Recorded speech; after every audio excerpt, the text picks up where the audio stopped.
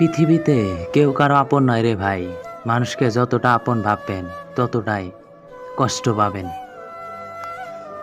কষ্টগুলো লুকানোর জন্য সামান্য মিথ্যা হাসি আর ভালো আছি বলাটাই যথেষ্ট। মধ্যবিত্ত ঘরের ছেলের পকেট ভর্তি টাকা থাকে না, মাথা ভর্তি টেনশন থাকে। ইচ্ছেগুলো খুবই অল্প, কিন্তু প্রতিটি ইচ্ছাতেই না পাওয়ার গল্প।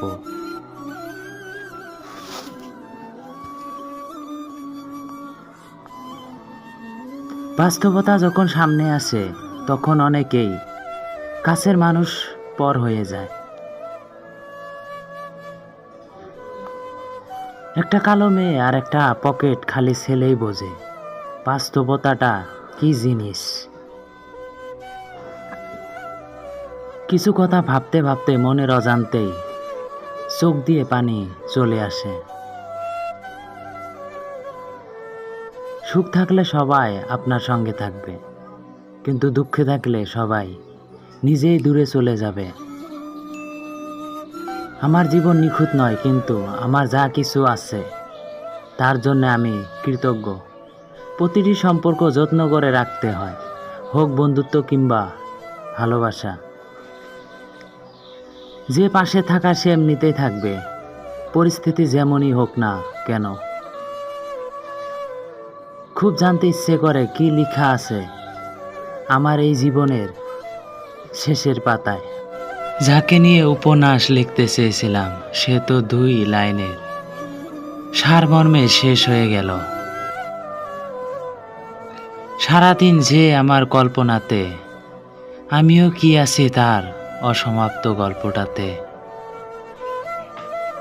ইচ্ছেগুলো খুব অল্প, কিন্তু প্রতিটি ইচ্ছেতেই না পাওয়ার গল্প। চাইলেও যদি সব কিছু পাওয়া যেত তাহলে অপূর্ণ হলে কিছু থাকতো না। রোজ নিজেই নিজেকে সান্ত্বনা দিয়ে বলি আবারও বাঁচতে হবে, জীবন অনেক বড়।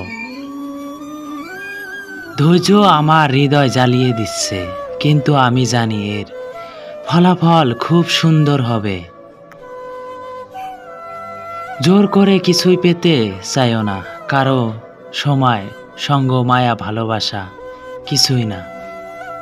আমি কখনো কারো প্রতি অভিমান করি না, শুধু নিজের প্রতি অভিযোগ তৈরি করি। আমি বড্ড একা হয়ে গেছি প্রিয়জনদের মিথ্যে অভিনয়ের মাঝে। আমি কাউকে হারাইনি, কারণ কেউ কখনো আমাকে আপন ভাবেইনি।